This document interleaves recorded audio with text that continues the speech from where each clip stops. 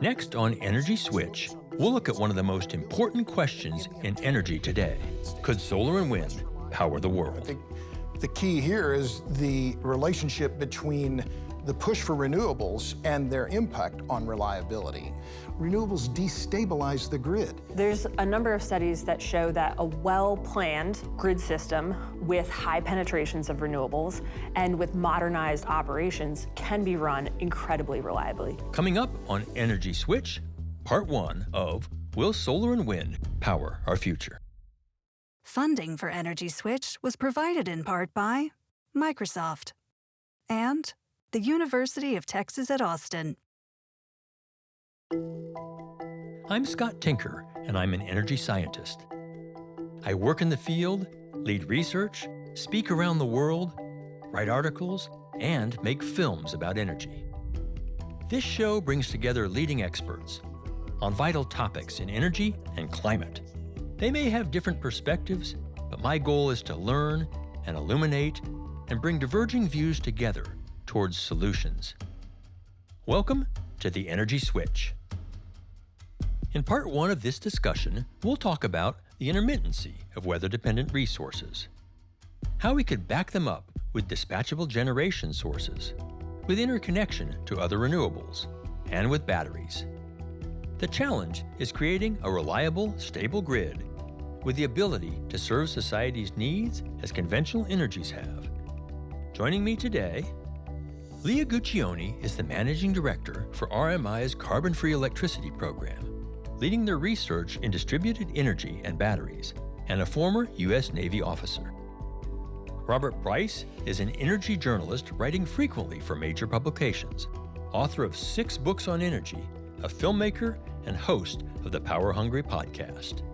On this episode of Energy Switch, will solar and wind power our future? Part 1.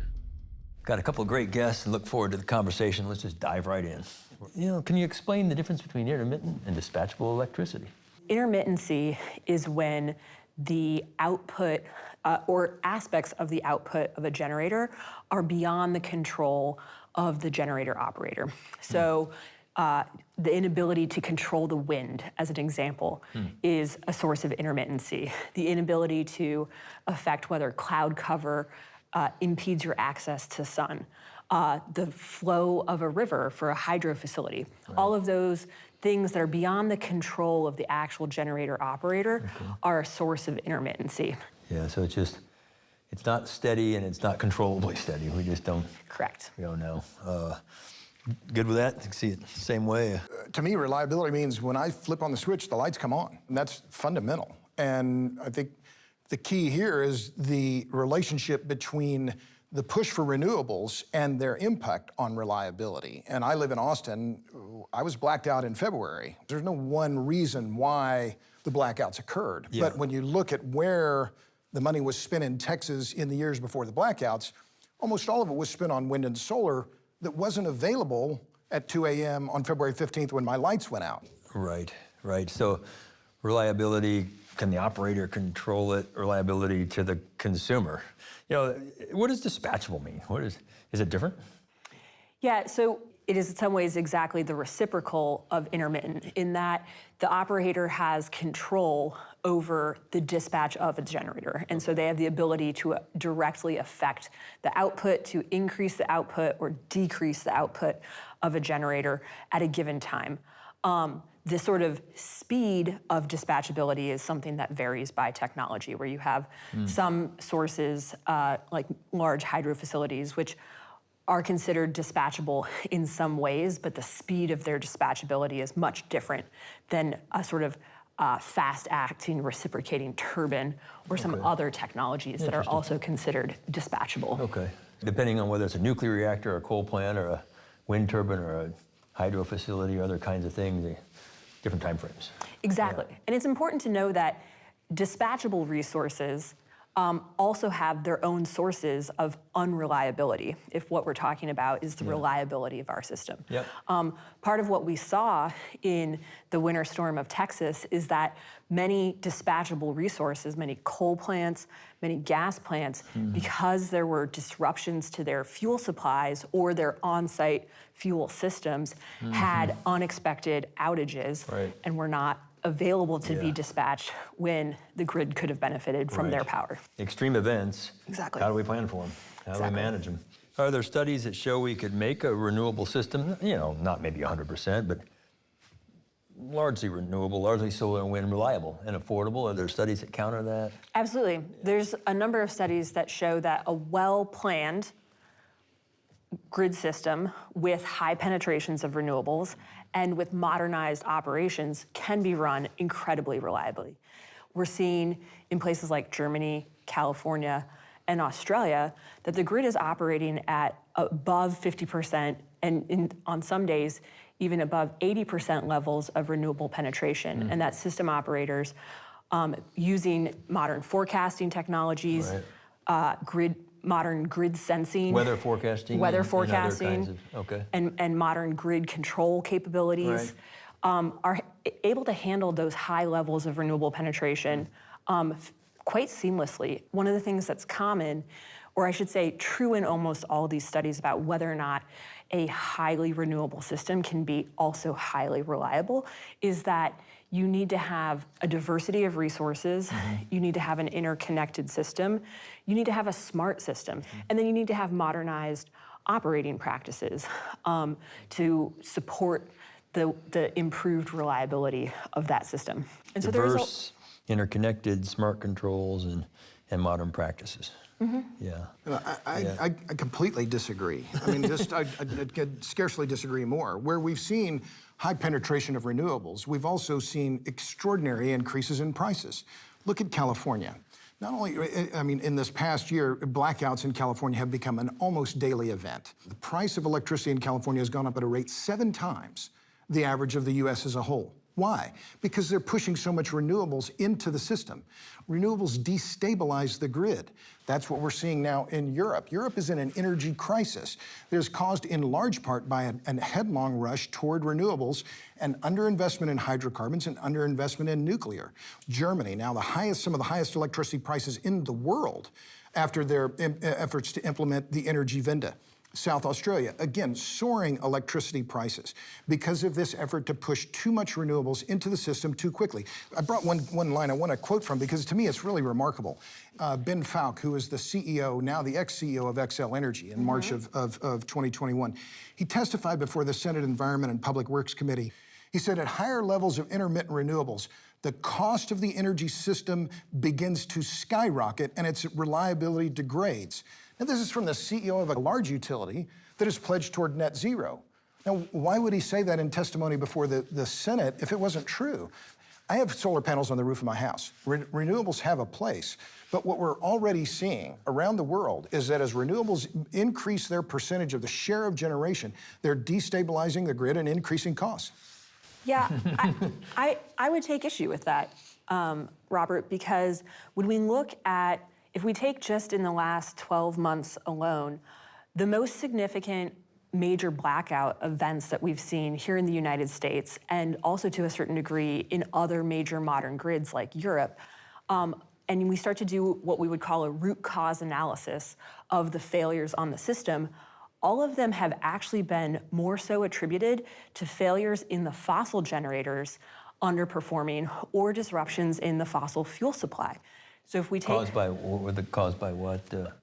By a variety of factors. Right now, what we're seeing play out in Europe is disruptions in the price and availability of coal, oil, and gas, and that's causing major disruptions. So fuel supply issues. You're having fuel supply issues. When you look at some of the blackouts and brownouts that occurred in California, it was because of underperformance and failures of gas generators that happened to coincide with climatic events, so very significant heat events at the same time.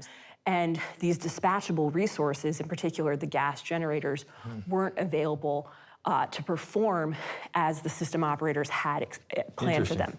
Similar things happened when you look at the winter storm that affected Texas. They had slightly below average performance from the wind and solar on the system, but significantly below average performance from the coal, nuclear, and gas plants. I know the data there in the blackout time, certainly everything went down from Feb 15 for several days.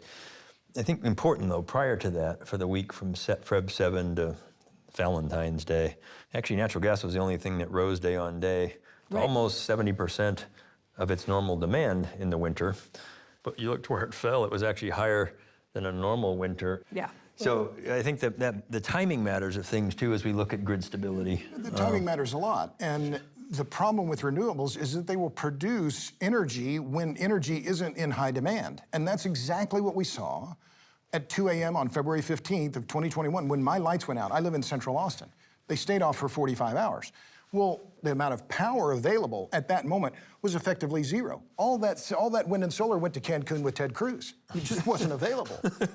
Well, So this idea that the thermal generation is to blame, no. What were the assets that performed best during Winter Storm Uri? It was the assets that had fuel on site. It was the coal and nuclear plants. So when you look at that, you mentioned the days before the blackout. Wind did great on about January 31st when it was a nice day, and wind even backs out natural gas, even backs out some coal. But it was completely unavailable at the moment of crisis, and that's the critical issue for reliability.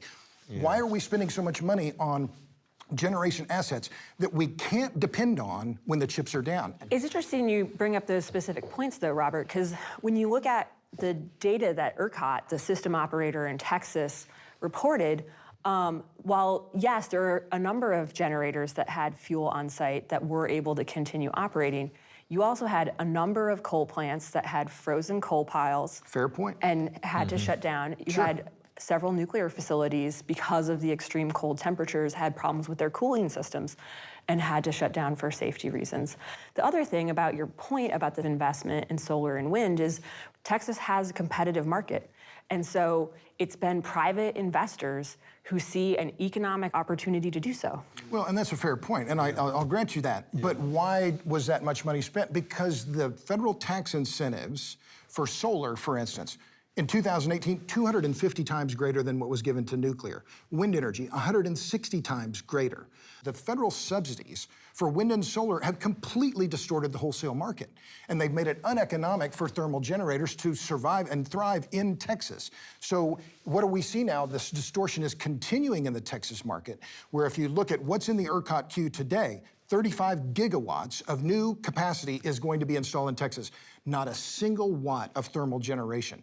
25 gigawatts of solar and 11 gigawatts of wind, all driven by tax incentives, none of it driven by the need for resilience and reliability, and that's a problem. Well, and I would say that actually gets to a market flaw in Texas. Absolutely. That's undervaluing the value of resilience and reliability in the market products. I completely agree. And that's where, if we want to have these highly renewable, low carbon, and reliable grid systems in the future, we not only need different and a diversity of technologies, but we're going to need new market structures with new market rules that are ready to create the right financial incentives for these resources to be built in the places we need them to be built, operated in a way that supports both the financial interests behind them, but the performance of the grid. Sure. Well, and I'll agree with most of what you said, except for the renewable part. And what I don't understand is why there's this emphasis that it has to be renewable. Nuclear is being lost in this equation. And if we're seeing more extreme weather, and it appears that we are, why are we building more assets that are weather dependent? We need to be less vulnerable to extreme weather events. The solar and wind don't give us that attribute, and that's my concern. Over the long term is that we're losing this focus on resilience and reliability, and this should be a top concern for policymakers all over this country, and unfortunately it's not. You mentioned diversity. You both have. That's both in the fuels and diversity in the kinds of equipment, resilient, affordable equipment. Yeah. We're talking about solar and wind, and we know there's clouds and there's night and things, so there are times when they're not working and you need something else. Redundant. You know, if it's a grid that has to meet a certain amount of demand and it's there, then you have to have something else there when they're not there. So how do we deal with that? What are the options for redundancy? How do we, or whatever word you want to use for that, backup? How do we do that? What does that look like? Well, I'll just give one quick point right here, which is that, as I said, renewables have a place, but the fundamental problem when you try and build a renewable system that is all renewable or almost all renewable is the scale of the system. You have to overbuild it to such a massive scale, you can't do it. So, we talked about the idea of models, and some models show this can be done. Well, you look at some of these models, and like one that was put forward by Mark Jacobson that has been thoroughly debunked, but it requires 5.5 terawatts of installed capacity. The U.S. today has about 1.1 terawatt, 1,100 gigawatts of installed capacity. So 5 times? 5 times the existing overall size of the grid in the United States today. So that one's debunked, but are there other ones that are less than that? Or you look at the solar study that the Biden administration put out a few months ago, calling to get to 40% renewables, or 40% solar, 1.6 terawatts just of solar. Well, I mean, this is a massive overbuild. Where are you going to put it? How are you going to connect it? How are you going to pay for it? All of these things are interconnected.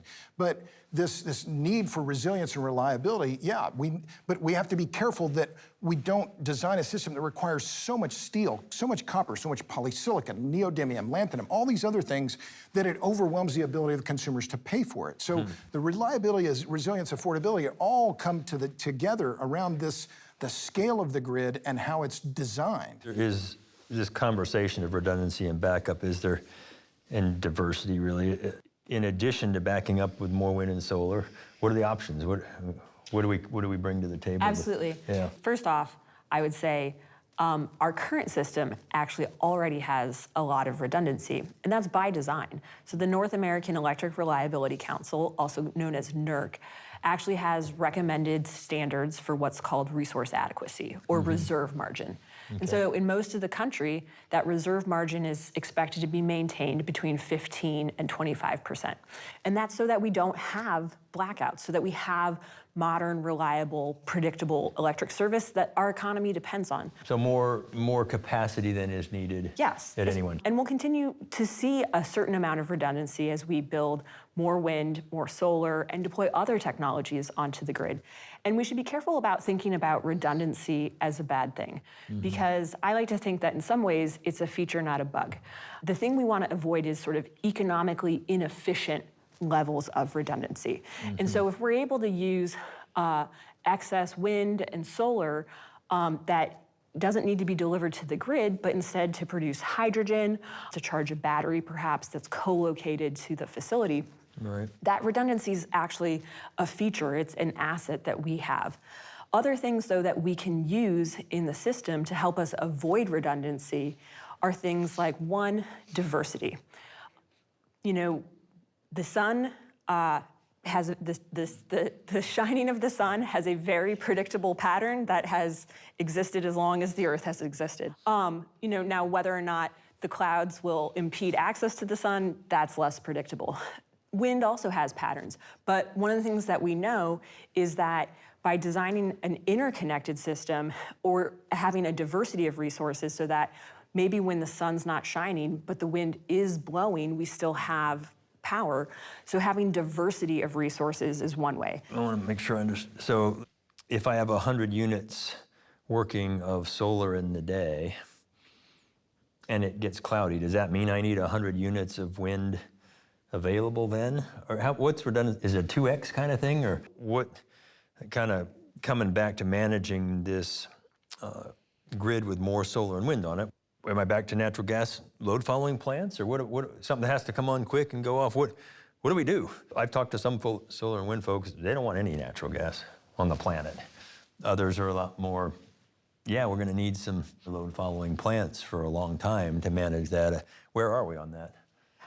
I would say from the research that RMI, the organization I work for, does, we don't need any new natural gas plants. That being said, we don't want to get rid of the gas plants we have in many instances. We just want to run them a lot less and look at how we can run them or add sort of either a carbon reducing or an emissions capturing technology. How do you see that? Well, here's my take on natural gas, and I've said this for more than a decade. Where should we be going? Natural gas and nuclear. These are the lower or zero carbon sources that we can deploy at scale. The resources and the technologies are well developed, and they have small footprints. So this idea that we don't need any more gas plants, well, that's not the case here in Texas, where we're seeing a lot of population growth. You're seeing population growth in Colorado. You're going to need more thermal generation to assure a reliable grid. Right. So what are the challenges or the pros and cons really of utility scale batteries? Where are we on batteries? You know. Yeah. So right now, the bulk of the global battery market, it is batteries for vehicle applications. You still see a lot of innovation in personal electronics, which is what actually jump-started the battery industry. Right. But now the global automaking is what's driving the battery market. And so batteries for distributed applications on the grid, so that power wall you might want to put in your home, or that backup battery system for a building, that, and then also what you call utility scale. There's still, less than a quarter of the total global battery market. So that, in some ways, that is, for utility scale battery applications, a challenge in and of itself, because LG Chem and the other people who are making the batteries, their attention is on the auto sector. The other challenge for utility scale is that you still have a lot of diversity of chemistries, technologies, and configurations that you're seeing. There's no clear winner in the utility scale battery technology space right now. So that's both part of what's driving innovation, but also that because you still have that much diversity, if I'm an investor, I see risk in that. Yep. If I'm a grid operator, I see some uncertainty in that. And so that's part of what's still causing them to be more expensive. But those are all things that we know will happen when a market is new and will, through forces of competition and good regulation, should work themselves out. Yeah, they could. I mean, we've had batteries for a long time. True. Yeah, absolutely. Can I jump in on the battery thing? Because since we from the days of Volta to Edison to today, the batteries have gotten better, but they still stink. I mean, you can't charge them too fast, you can't charge them too slow, you can't discharge it like Goldilocks, right? Everything has to be just right? Can't be too hot, can't be too cold. And further, what is clear is that higher the energy density in the battery, the greater the volatility or the reactivity. So, and just in the last few months, we saw a battery fire in a utility scale battery facility in California. It caught fire. They asked the local fire department to stay on site for 6 days in case the battery caught on fire again. I mean, so it's still a problematic technology at a utility scale.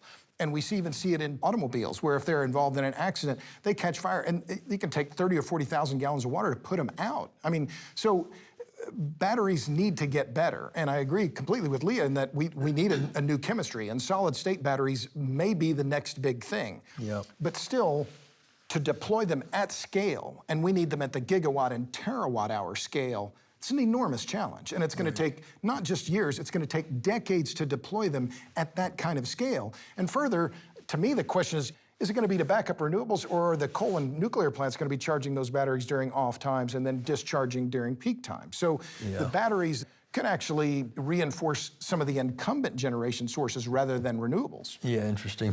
Batteries are going to have a role, but this idea that they're going to ride to the rescue, I think, is fundamentally misguided.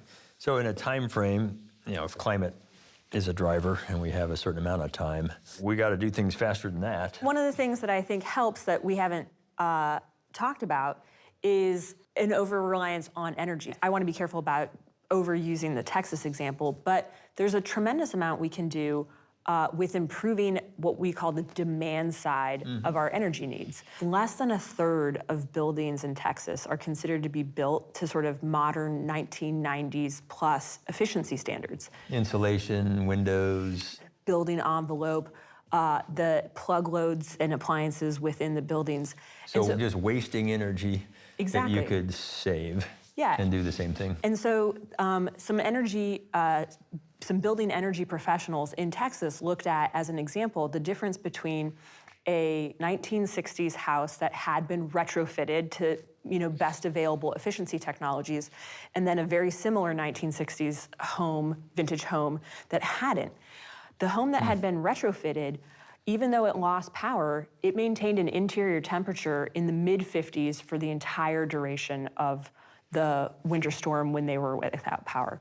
Whereas the building that hadn't been insulated and retrofitted, it was down to in the 30s or the 20s within 12 hours of losing power. Yeah. And so there's a lot of opportunity for us to improve in our building stock and use the demand side of the electricity system as a resource in and of itself. Right. Solar and wind are intermittent. They don't produce electricity when there's no sun or wind. So they need redundant backup, usually from dispatchable sources like natural gas. But even those aren't always dependable in extreme weather. Robert says solar and wind destabilize the grid and make electricity more expensive. Leia says that to make a largely renewable system reliable, we need some combination of a smart, interconnected grid, diverse resources, and modernized operating practices. Those aren't easy or cheap, and our initial experiences with them have been less than ideal. Battery solutions have been focused on the transportation sector. Grid-scale batteries have challenges of competing chemistries and safety. Both guests agreed we have not focused enough on resilience in the system. We'll hear more from them on part 2 of Could Solar and Wind Power Our Future?